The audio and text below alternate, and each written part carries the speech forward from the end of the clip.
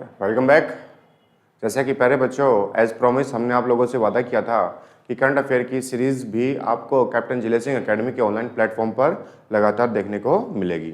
तो एज अपने अपने प्रॉमिस के अकॉर्डिंग हम आपके लिए जो करंट अफेयर की सीरीज़ है उसका फरवरी मंथ का जो करंट अफेयर स्टार्ट हुआ है उसकी पहली सीरीज़ यहाँ पर आपको देखने को मिल रही है।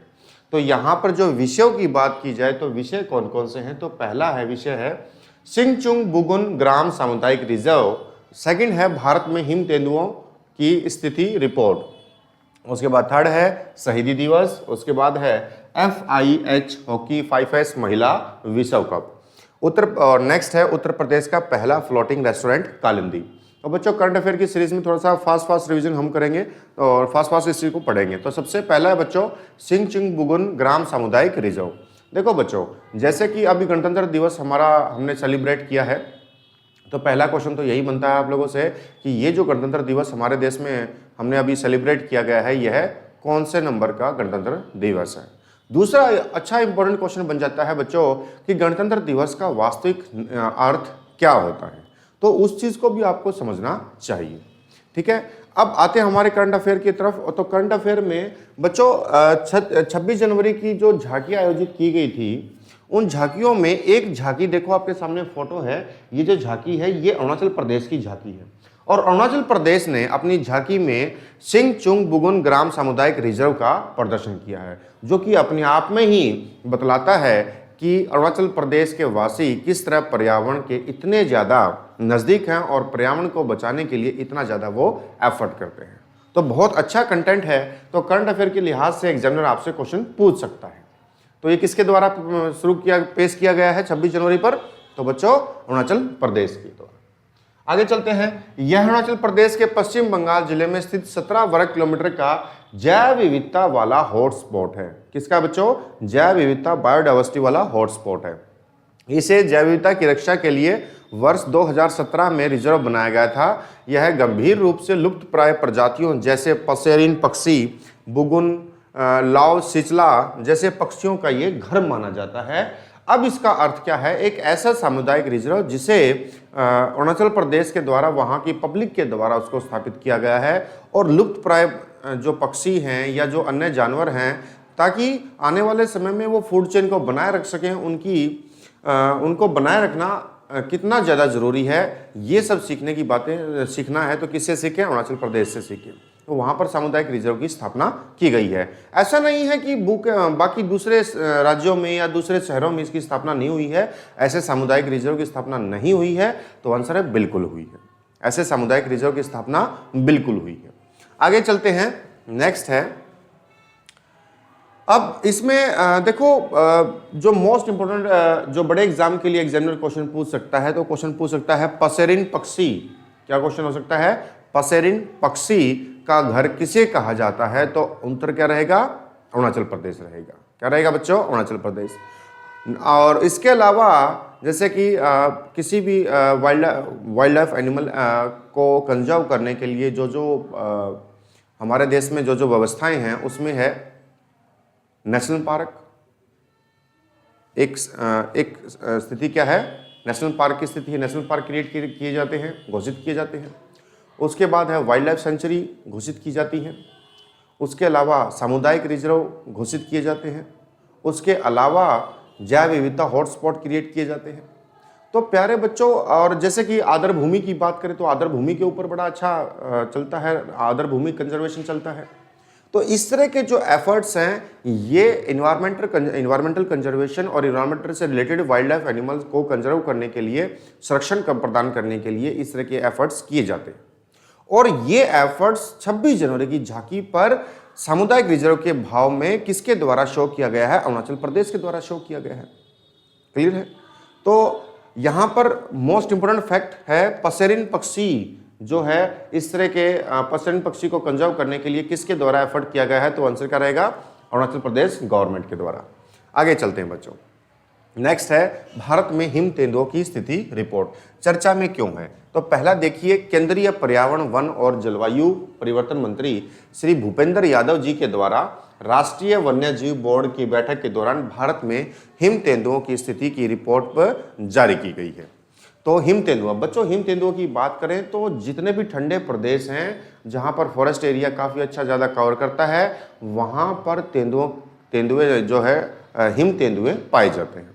हिम तेंदुए देखो, मैंने आपको क्लास में बताया होगा, जो कैट फैमिली होती है, बेसिकली कैट फैमिली में जो एनिमल्स होते हैं जैसे कि लॉयन है, टाइगर है, जैगुआर है, लेपर्ड है, वाइल्ड कैट है, तो बेसिकली ये माने जाते हैं।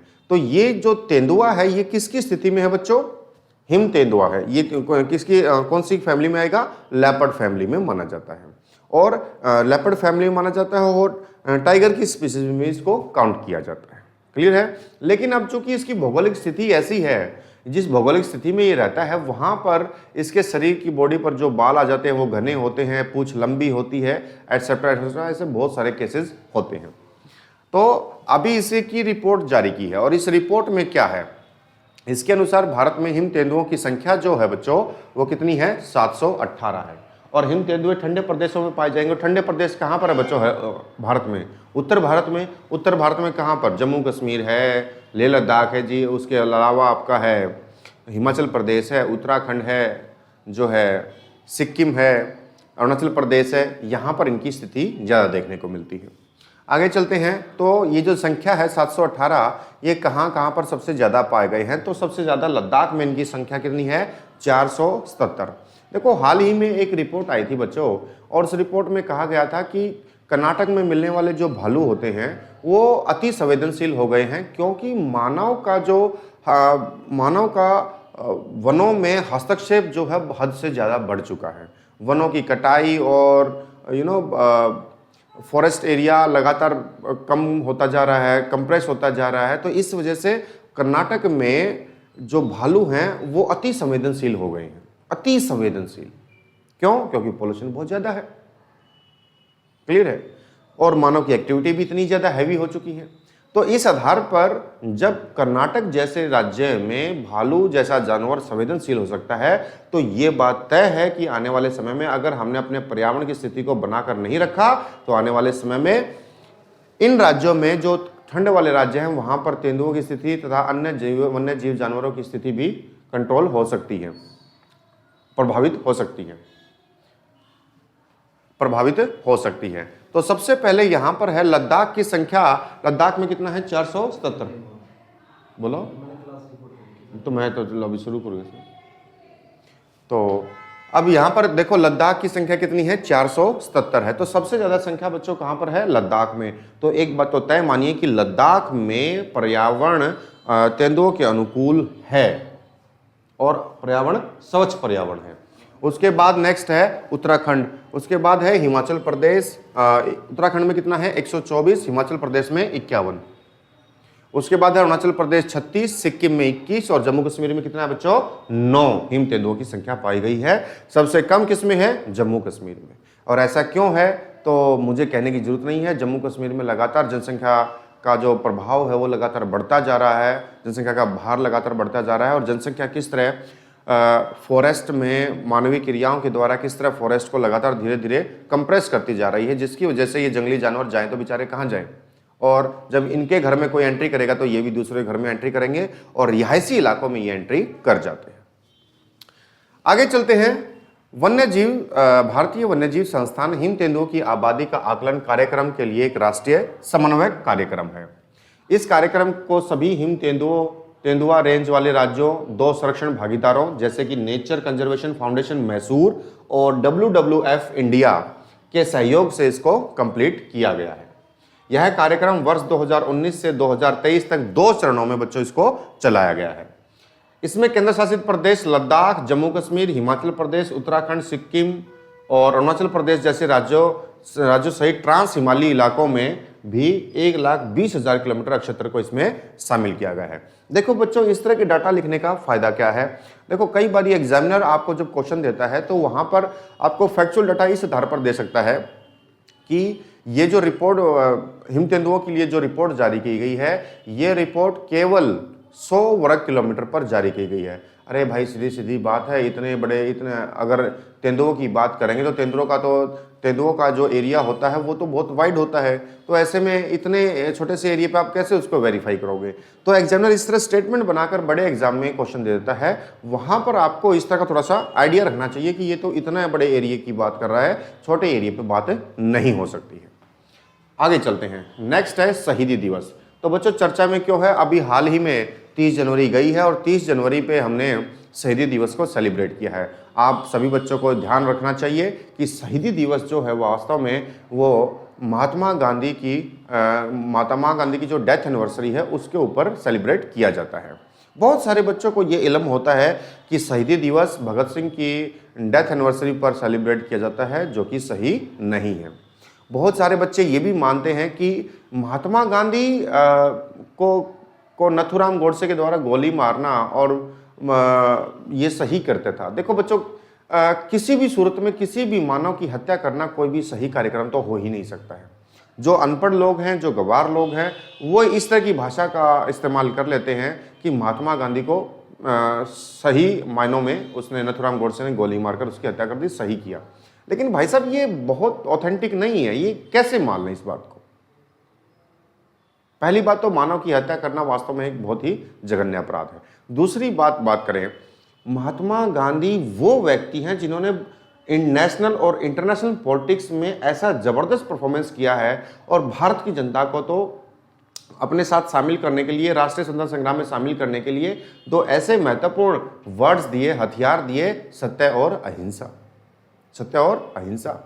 तो आप जब उनकी फिलॉसफी को, महात्मा गांधी की फिलॉसफी को पढ़ते हैं तो महात्मा गांधी की फिलॉसफी में truthness is the better, truthness को किस तरह वो अपना इंप्लीमेंट करके उस चीज़ों को कैरी ऑन करते हैं और किस तरह भारतीय राजनीति की शक्ल बदल देते हैं, किस तरह भारतीय जनता उनके शब्दों से प्रभावित होकर उनके पीछे चलना शुरू कर देती है।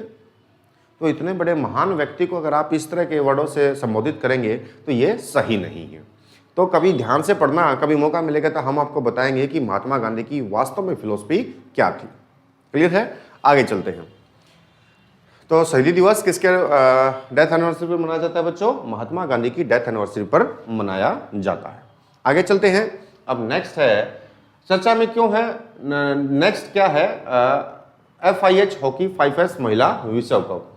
FIH हॉकी 5S महिला विश्व कप के फाइनल में नीदरलैंड ने भारतीय महिला हॉकी टीम को 7-2 के अंतर से हरा दिया है बच्चों, 7-2 के अंतर से हरा दिया। ये FIH 5S हॉकी जो है ना, ये अलग ही किस्म का गेम है बच्चों। मतलब है तो हॉकी ही, लेकिन इसमें प्लेयरों की संख्या क्या होती है बच्चों? आधी आधी हो जाती है, 5-5 प्लेयरों की टीम होती है। और जो टाइम ड्यूरेशन जो गेम का जो ड्यूरेशन होता है हॉकी गेम का 90 मिनट होता है ना, वो यहाँ पर कितना किया गया है? 20 मिनट का गेम किया गया है। क्लियर है? तो इसके आधार पर कहां पर यह आयोजन हो रहा है बच्चों? ओमान में, नेक्स्ट है, यह FIH हॉकी 5S विश्व कप का पहला संस्करण था और इसका आयोजन कहां पर किया गया था? ओमान में किया गया था। इसमें भारत की दीपिका सोरेंग को सर्वश्रेष्ठ जूनियर खिलाड़ी घोषित किया गया है। हॉकी 5S हॉकी का एक छोटा प्रारूप है, देखो वो सब बातें मैंने यहां पर लिखी हुई हैं। अच्छा, अब यहाँ पर देखो ओमान का मैप मैंने यहाँ पर शो किया है। तो ओमान के मैप पर आप लोग खुद सोच कर देखें, ओमान को सबसे बड़ी समुद्री सीमा किस सागर की लगती है? तो आंसर क्या रहेगा बच्चों? अरब सागर की रहेगी। उसके अलावा ओमान के उत्तरी दिशा में ओमान की खाड़ी है और उत्तर पश्चिम में फारस की खाड़ी है। किसकी है? फारस की खाड़ी। कमेंट सेक्शन में जरूर लिखकर बताएं कि ओमान की खाड़ी और फारस की खाड़ी को आपस में जोड़ने वाली जल संधि का नाम क्या है। उसके बाद बात करते हैं बच्चों, देखो ओमान एक गल्फ कंट्री है और इसका मुख्य जो बिजनेस है वो है बच्चों गैसेस और पेट्रोलियम को एक्सपोर्ट करना, गैसेस और पेट्रोलियम को एक्सपोर्ट करना। तो यहाँ पर एक बड़ा अच्छा क्वेश्चन बन जाता है, क्या ओमान ओपेक ग्रुप में शामिल है? क्या ओमान यहाँ पर ओपेक ग्रुप में शामिल है? तो आप इसका कमेंट सेक्शन में आंसर इसका कीजिए ताकि आप लोग भी देखें, मैं भी देखना चाहता हूं कि क्या वास्तव में आप लोग बहुत ज़्यादा पढ़ रहे हैं, आप लोगों की तैयारी किस स्तर पर है। तो ओपेक का मतलब है organization of petroleum exporting country. Clear है? आगे चलते हैं। नेक्स्ट है उत्तर प्रदेश का पहला फ्लोटिंग रेस्टोरेंट कालिंदी। देखो, जब भी किसी राज्य की गवर्नमेंट इस तरह के एफर्ट करती है या वहाँ का निगम वहाँ इस तरह के एफर्ट करता है या इन चीज़ों को क्रिएट करता है, इसका उद्देश्य सिर्फ और सिर्फ क्या है? टूरिज्म एक्टिविटी को और ज़्यादा एम्पावर करना। बेसिक मीनिंग यही होता है। अब आगे चलते हैं। देखो, उत्तर प्रदेश का पहला फ्लोटिंग रेस्टोरेंट कहाँ पर है? कालिंदी में। प्रयागराज में किस नदी पर बनाया गया है बच्चों? यमुना नदी पर बनाया गया है। इसे कालिंदी फ्लोटिंग रेस्टोरेंट नाम दिया गया है। कितने वर्ग मीटर पर फैला हुआ है? 204 वर्ग मीटर एरिया पर यह फैला हुआ है। इसका निर्माण लिटमस कंपनी, जो कि बॉम्बे बेस्ड कंपनी है, उसके द्वारा इसको तैयार किया गया है। इसका प्रबंधन उत्तर प्रदेश राज्य पर्यटन विकास निगम के द्वारा किया जा रहा है। मैंने जैसे कि पहले ही बताया कि इस तरह की जो एक्टिविटीज़ हैं उनको कैरी ऑन करने का मुख्य उद्देश्य टूरिज्म को बढ़ाना होता है। क्लियर है? आगे चलते हैं। अब आज का जो करंट अफेयर हमने किया उसमें एक संभावित प्रश्न क्या बन सकता है? तो पहला संभावित प्रश्न है बच्चों, भारत में हिम तेंदुओं की सर्वाधिक संख्या किस राज्य केंद्र शासित प्रदेश में है? तो ये 4 ऑप्शन आपके सामने, लद्दाख, उत्तराखंड, हिमाचल प्रदेश और अरुणाचल प्रदेश है। तो इसका आंसर क्या रहेगा बच्चों? लद्दाख रहेगा। क्या रहेगा? लद्दाख। क्लियर है? तो प्यारे बच्चों, करंट अफेयर की इस सीरीज में आज के लिए इतना ही। नेक्स्ट करंट अफेयर कंटेंट के साथ एक बार फिर से हाजिर होंगे। तब तक कैप्टन जिले सिंह एकेडमी के ऑनलाइन प्लेटफॉर्म पर बने रहिए। Thank you very much.